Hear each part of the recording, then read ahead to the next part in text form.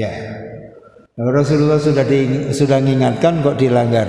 Jangan berpikir tentang zat, eksistensi dan wujud Allah, tapi berpikirlah tentang apa yang diciptakan Allah. Ibu bapak sekalian yang saya hormati, apa yang harus kita lakukan? Apa yang mesti kita ingat saat mengingat Allah? Satu, kekuasaannya. Apalagi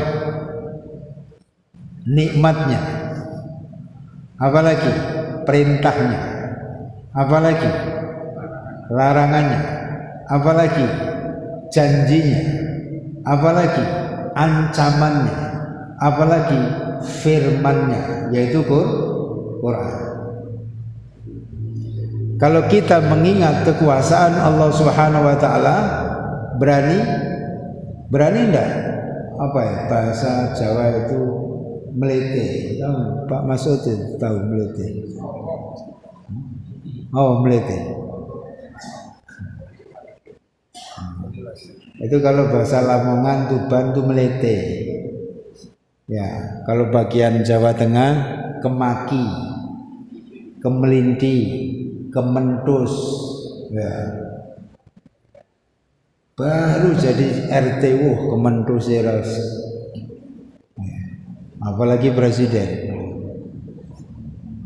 Ya. Kalau ada orang kementus itu berarti nggak ingat Allah. Kalau ingat kekuasaan Allah Subhanahu wa taala, saat ini Allah bisa menghentikan usia kita.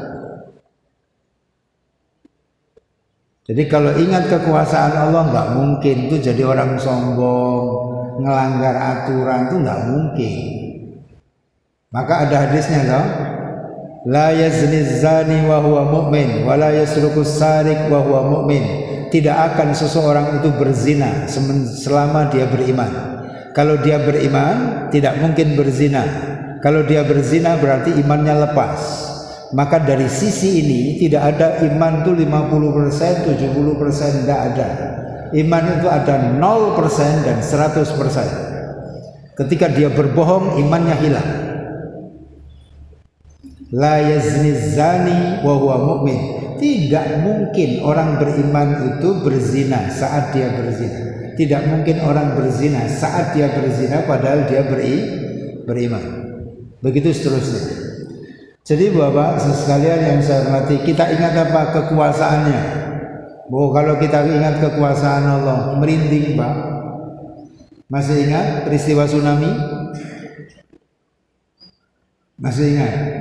Ya. Hanya kurang dari 10 menit ratusan ribu manusia melayang. Itu kekuasaan Allah. Tapi kita orang-orang yang beriman heran dengan tsunami. Halo? Heran? Heran enggak? Enggak. Kenapa? Kenapa enggak heran?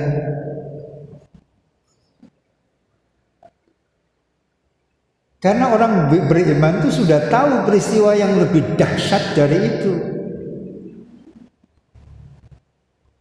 Mana yang lebih dahsyat, tsunami atau azab yang ditimpahkan oleh Allah Subhanahu wa taala kepada kaum Ad. Misal tadi di rakaat pertama saya baca, fa amma adum fa uhliku bi rihin sarsarin atiyah sakharaha alaihim sab'a layali wa thamaniyata ayamin husuma fataral qauma fiha sar'a ka'annahum a'jazu nahlin khawiyah. Adapun kaum Ad, kami binasakan mereka dengan angin yang sangat kencang lagi berhawa dingin. Sakharaha alaihim sab'a layalin wa thamaniyata ayamin husuma. Kami timpahkan badai angin kencang yang berhawa dingin itu selama sab'a layalin wa thamaniyata ayyam, 7 malam 8 hari terus menerus, tidak ada jeda. Kalau 7 malam 8 hari itu berapa jam? Piro? Piro Pak Sarip? 7 malam 8 hari itu pirang jam? Puting beliung, apalagi tornado, itu hanya hitungan menit bisa memporak-porandakan bangunan-bangunan kokoh.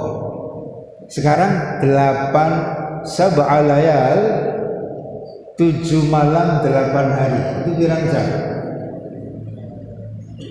Dicek lagi matematikanya. 1 malam itu berapa jam? Berapa? 12. 1 hari 12. 12 1 hari 24. Sehari semalam baru 24. 1 malam 12 jam. 1 hari 12 jam. 7 malam 8 hari. 7 tambah 8 15. 15 kali 12 itu sama dengan 30 kali 6. 30 kali 6 180. 180 jam, tidak ada jeda.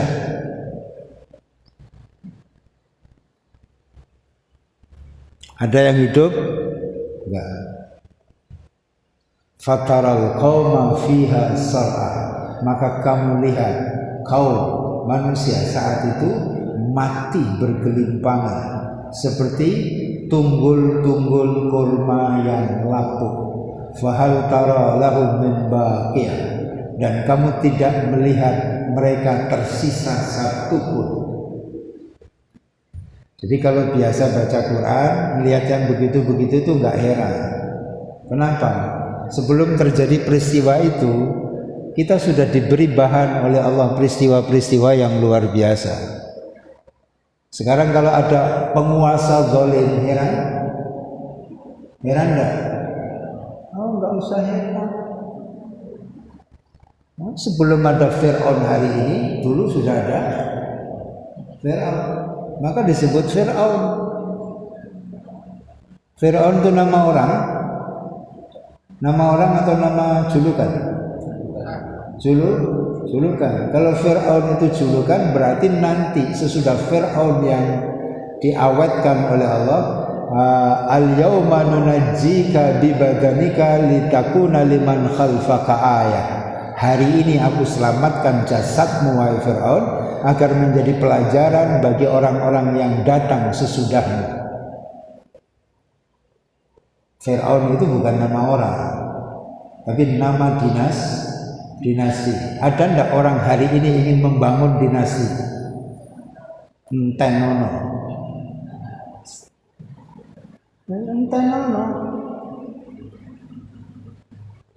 Ada orang hari ini ingin membangun dinasti, mau di daerah kah, mau dari wilayah kah, mau di pusat kah? Ada ndak orang yang mau membangun dinasti?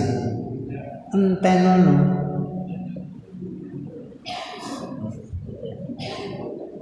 Bukan persoalan waktu. Ya, jadi Bapak sekalian yang berarti, kalau kita mengingat Allah berarti kita ingat kekuasaannya yang membuat kita tawarruk, hina, merasa hina di hadapan Allah, rendah hati terhadap sesama. Karena sejatinya yang tidak ada yang punya kuasa kecuali Allah. Baru jadi ketua PWM kemaki. Ketua PWM itu kelas apa? Apa ada ketua PWM jaminan masuk surga? Ono? Ora ono.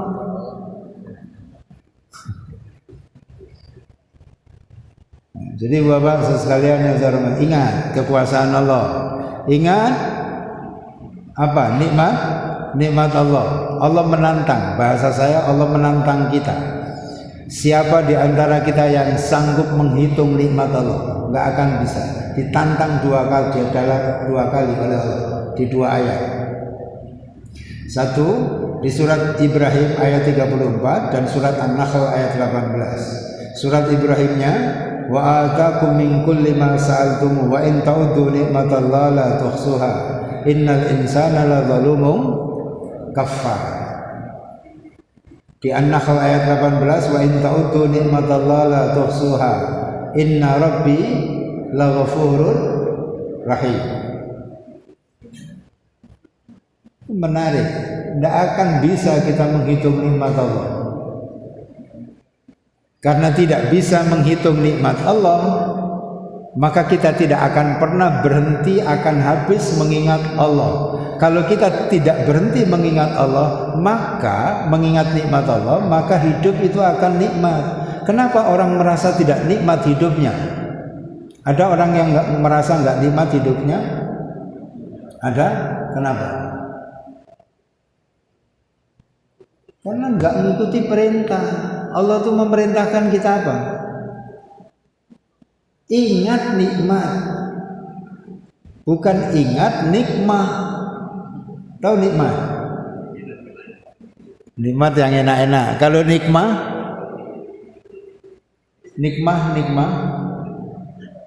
itu bisa bencana, musibah dan lain-lain. Mohon maaf, ada yang hafal solawatan apa? Salawat apa? Ada salawat badar. Pak Sarip ini hafal salawat badar.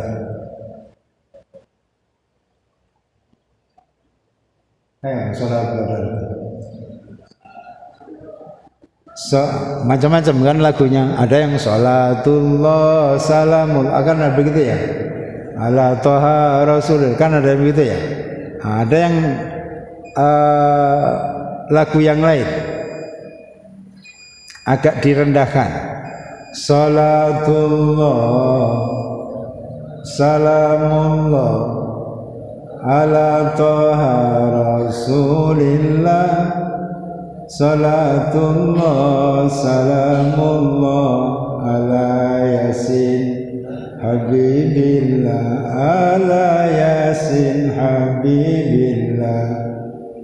Tawakkalna bismillah wa bil hadi rasulillah wa kulli mujahidin lillah bi ahlil badri ya Allah, bi ahlil badri ya Allah. Itu hafal sama sih? Ya, dilanjutkan sendiri. Ya, Allah perintah ngingat apa? Ingat nikmat, baca itu di Quran. Ya ayyuhalladzina amanu dzkuru nikmatallahi alaikum. Sampai ya ayyuhalladzina amanu dzkuru nikmatallahi alaikum. Wahai orang-orang yang beriman, ingatlah nikmat Allah.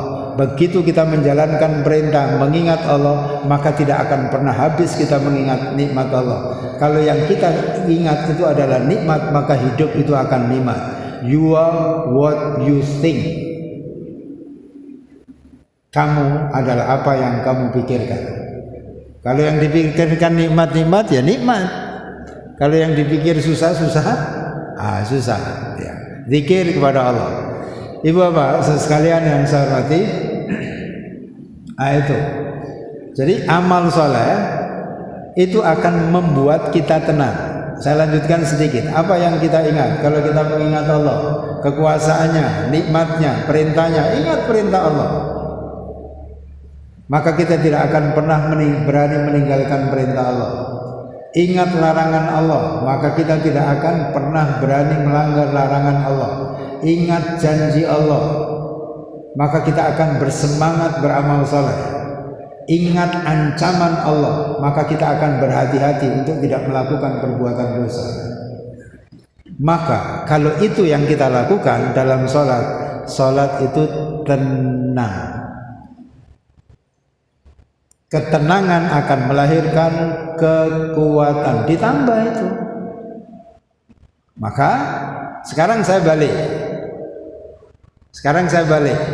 Rahmat, hidayah, iman, amal soleh, saya balik ke atas. Kalau amal soleh itu dilakukan terus menerus, ke bawahnya tadi menghadirkan ketenangan. Kalau saya naikkan ke atas, orang yang pikirannya tenang, hatinya damai, yang terfikir apa? Ingin melakukan apa? Kebaikan. Jadi kalau ada orang yang pikirannya kotor atau perilakunya tidak baik, itu berarti pikirannya tidak tenang, hatinya tidak damai. Sudah, itu rumus Quran. Bapak-bapak, ibu-ibu sekalian yang saya hormati, insya Allah kita termasuk orang yang tenang ya. Insya Allah ya, pikiran kita tenang, hati kita damai. Ada ndak yang tadi malam berniat ingin bobol rumah tetangganya? Halo? Oh no? Aku sesuk arep nyolong motori wong iku, apik motori iku. Oh no? Ada di antara bapak ibu yang pikirannya begitu? Enggak ada. Kenapa? Tenang. Karena tenang. Orang tenang itu pikirannya ingin melakukan kebaikan. Bahasa Quran amal soleh. Ketenangan itu akan mendorong dia untuk beramal soleh. Amal soleh yang dilakukan terus menerus akan menaikkan iman. Nah, nanti bisa dibuka, akan menaikkan iman.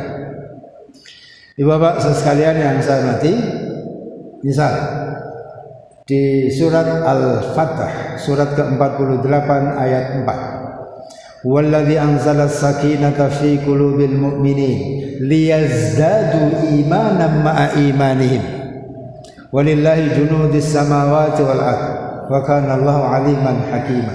Ketemu ya? Al-Fatah 484. Walladzi anzala as-sakinata fi qulubil mu'minin liyazdadu imanan ma'a imanihim. Allah lah yang menurunkan ketenangan. Ada yang salah satu penafsirannya adalah rahmat, dan Allah menambah keimanan mereka di samping iman yang sudah ada. Maka iman itu menurut Imam Al-Ghazali salah satunya adalah yazid wa yanqus, bertambah dan berkurang, kadang naik kadang turun, kadang nambah kadang kurang. Orang yang terus memelihara amal soleh maka imannya akan ditambah oleh Allah. Liyazdadu imanan ma'a imanihim. Kalau imannya naik maka petunjuknya ditambah oleh Allah. Ya, saya ulang, kalau pikiran kita tenang, maka yang ingin kita lakukan adalah hal-hal yang baik. Bahasa Qur'annya amal soleh. Kalau amal soleh kita lakukan terus menerus, maka akan menambah keimanan dan keyakinan kita. Saat keyakinan dan keimanan kita bertambah, maka akan bertambah petunjuk itu. Isyaratnya di mana? Di surat Maryam ayat 76. Wa yazidullahu alladhina ihtadaw huda. Dan Allah akan menambah petunjuk orang-orang yang telah mendapat petunjuk. Allah akan menambah petunjuk kepada orang-orang yang telah mendapat petunjuk. Gimana cara memahaminya? Begini, Bapak Ibu sekalian yang saya hormati, kalau kita sedang di rumah mati lampu, gelap kan? Gelap. Nyalakan lilin, terang. Begitu kita nyalakan lilin di tengah-tengah, di ruang tamu, ruang keluarga di tengah, mulai terang. Kita bisa melihat, oh pintu di sana, oh itu anak saya, itu suami saya, dan lain-lain. Bisa lihat. Tapi melihatnya jelas enggak? Tidak jelas. Melihatnya jelas? Enggak jelas. Nah sekarang, kalau lampu yang menerangi ruangan di mana kita ada di dalamnya, kemudian kita berdiri di depan cermin, di depan kaca, lalu kita melihat wajah kita jelas enggak? Halo? Jelas enggak wajah kita? Halo? Lilin, lampunya lilin, jelas enggak? Jelas. Ketahuan enggak di mana jerawatnya? Di mana fleknya? Ketahuan? Kalau lampunya lilin, nggak ketahuan, kan? Nah, kalau tidak melihat wajah itu dengan jelas, kesimpulannya kita akan mengatakan apa? Wajah kita bagus apa jelek? Halo? Bagus kan? Bagus, ya, bagus. Maka jangan suka diremang-remang. Kalau suka yang diremang-remang, itu yang tidak bagus terlihat bagus. Maka diskotik itu tidak ada yang lampunya terang. Halo? Ada diskotik yang lampunya terang? Jangan elek. Tapi karena lampunya remang-remang kelihatan cantik. Kata Ibit, kupu-kupu kertas yang terbang kian kemari dihias lampu temaram, aneka aroma dan warna. Malam ini terbang kemana, besok malam terbang kemana. Itu kupu-kupu kertas. Apa kupu-kupu kertas? Halo? Tahu nggak kupu-kupu kertas?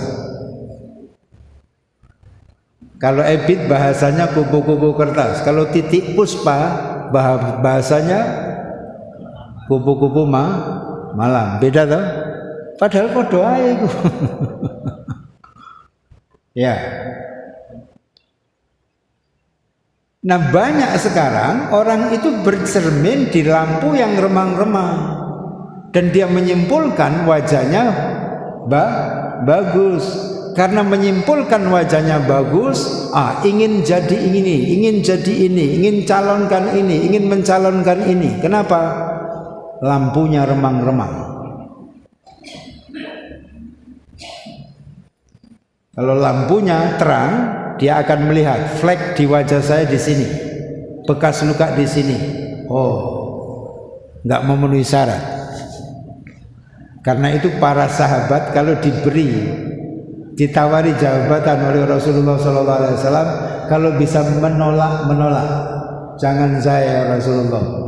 Ada sahabat saya itu yang lebih memenuhi syarat daripada saya. Kenapa? Sahabat itu lampunya terang-terang.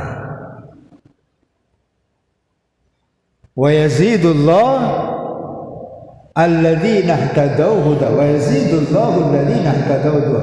Allah menambah petunjuk kepada orang-orang yang telah diberi petunjuk. Kita ganti sekarang lilin, kita ganti dengan lampu LED 100 watt. Terlihat jelas wajah kita?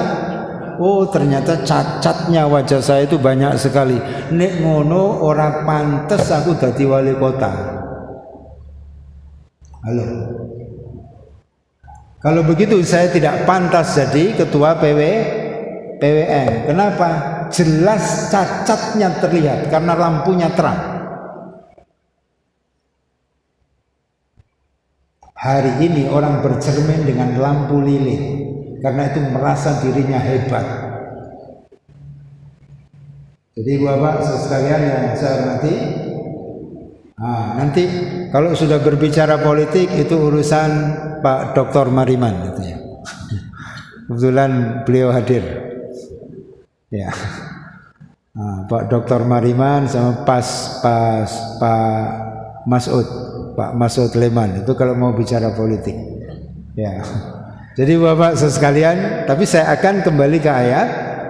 Jadi orang itu kalau sudah pikirannya tenang, yang direncanakan adalah yang baik-baik. Bahasa Qur'annya amal soleh. Amal soleh yang dilakukan terus-menerus akan menaikkan imannya. Iman yang naik terus-menerus akan menambah petunjuk. Orang yang diberi petunjuk lebih banyak oleh Allah Subhanahu wa taala, ujungnya dia akan menghargai amal soleh. Kalau kita lanjutkan ayat itu. Surat Maryam ayat 76.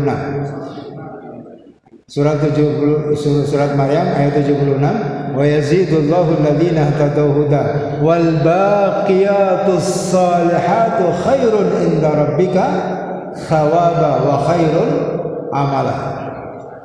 Pahala di sisi Tuhanmu yang terus-menerus lagi kekal itu lebih baik pahalanya dan lebih baik untuk menjadi lebih baik kesudahannya.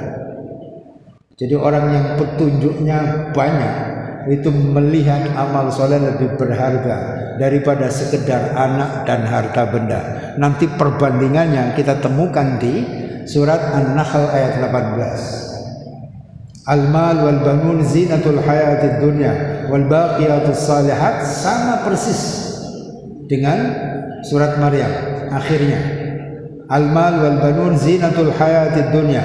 Harta benda anak-anak dan harta benda adalah perhiasan dunia. Wal baqiyatus salihat inda rabbika khairun inda rabbika thawaba wa khairun amala. Dan amal soleh yang kekal lagi terus menerus itu lebih baik pahalanya di sisi Tuhanmu dan lebih baik untuk dijadikan harapan. Bukankah yang mengikuti setiap orang yang meninggal itu amalnya, bukan anaknya, bukan hartanya? Tapi itu tidak akan bisa difahami kecuali orang yang telah diberi petunjuk lebih oleh Allah Subhanahu wa taala. Nah, Ibu Bapak sekalian yang saya hormati, saya turunkan rahmat, hidayah, iman, amal soleh, ketenangan. Orang yang tenang relatif diberi kekuatan. Wa yazidkum quwwatan ila quwwatikum. Allah akan menambah kekuatan untukmu di samping kekuatan yang sudah kamu miliki. Ketika kekuatan itu diberikan oleh Allah, maka ujungnya adalah menang. Siapa itu? Orang yang bertakwa. Ayat 1 sampai ayat 5. Ujungnya ayat 5, ulaika ala hudan mir rabbihim wa ulaika humul muflihun. Pasti beruntung, pasti menang. Nah, Ibu Bapak sekalian yang saya hormati, ini sudah jam 7. Tapi saya ingin nambahkan sedikit. Saat ini kita berada di 10 hari pertama bulan Dzulhijjah, yang oleh Rasulullah SAW dinyatakan, ma min ayyam al-amalu salih ahabbu ilallah. Tidak ada hari-hari yang amal soleh lebih dicintai oleh Allah Subhanahu wa taala min hadhil ayyam, daripada hari-hari ini. Rasulullah SAW menyebut ayyamul ashr atau ashrul ayyam, 10 hari pertama bulan Ramadan. Itu isyarat bulan Dzulhijjah. Isyaratnya di surat Al-Fajr, wal fajri wal layalin ashr wasyafi wal watr. Maka mari kita isi 10 hari pertama Dzulhijjah dengan berbagai amal saleh. Apa amal saleh? Apapun aktivitas yang didorong oleh iman itu adalah amal saleh, dan itu lebih dicintai oleh Allah Subhanahu wa taala jika kita lakukan di 10 hari pertama Dzulhijjah. Yang bisa jadi Allah akan memberikan pahala dan kebaikan kepada kita setara dengan orang yang menunaikan ibadah haji. Mulai hari pertama sampai hari ke-10. Puncak hari ke-10-nya fajar. Maka Allah bersumpah dengan waktu fajar, wal fajri wal layalin asr. Jangan lewatkan malam 10 Dzulhijjah tanpa sholat malam, karena itu adalah puncak kebaikan di malam 10 Dzulhijjah. Puncak di siang harinya kurban,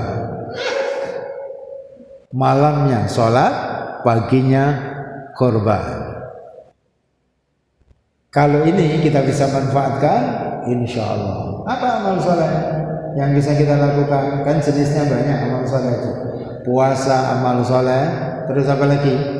Baca Quran amal soleh, sedekah amal soleh, sholat amal soleh. Jangan bicara lagi kita sholat wajib, sholat fardu. Bicara kita adalah sholat sunnah. Jangan lagi berbicara sholat zakat wajib. Zakat wajib kita sudah selesai. Bicaralah zakat sunnah. Sebutannya infak, sedekah dan lain-lain. Ibu bapak sekalian yang saya hormati, apalagi amal soleh, interaksi dengan Quran. Bisa baca Quran, bisa menghafal Quran, bisa murojaah dari apa yang kita hafal, bisa membaca dengan upaya untuk mendapatkan pemahaman. Itu semua adalah bentuk amal soleh. Bahkan kerja kita adalah amal soleh. Kalau itu bisa kita manfaatkan, luar biasa. Pengorbanan kita sempurna. Apa itu korban? Korban itu adalah mendekatkan diri kepada Allah. Disebut korban, diakhiri dengan alif dan nun. Itu artinya pendekatan yang sempurna. Karena itu di sisa berapa hari lagi? sampai 10 Dzulhijjah. Jangan sampai kosong dari amal soleh. Jika sanggup puasa, lakukan sejak hari pertama sampai hari ke-9. Jika bisa. Jika tidak bisa, ambil Senin Kemis. Jika tidak bisa, minimal 9 Dzulhijjah. Semoga ibu bapak sekalian yang saya hormati, Allah memberikan ketenangan, ketentraman, kekuatan kepada kita. Ibu bapak sekalian yang saya hormati, kita berharap dan terus berharap hari-hari yang kita lalui ke depan semakin membuat kita lebih baik, mulia di hadapan Allah, terhormat di hadapan sesama manusia, dan Allah berkenan mengakhiri usia kita semua kelak dalam keadaan husnul khatimah dan memasukkan kita, keluarga besar kita semua ke dalam syurga-Nya. Amin ya rabbal alamin. Bersatu hati berjuang dengan gembira meraih ridha Allah. Subhanaka Allahumma wa bihamdika asyhadu an la ilaha illa anta astaghfiruka wa atubu ilaik. Walhamdulillahi rabbil alamin. Nasrun minallah wa fathun qarib wa basyiril mu'minin. Assalamualaikum warahmatullahi wabarakatuh.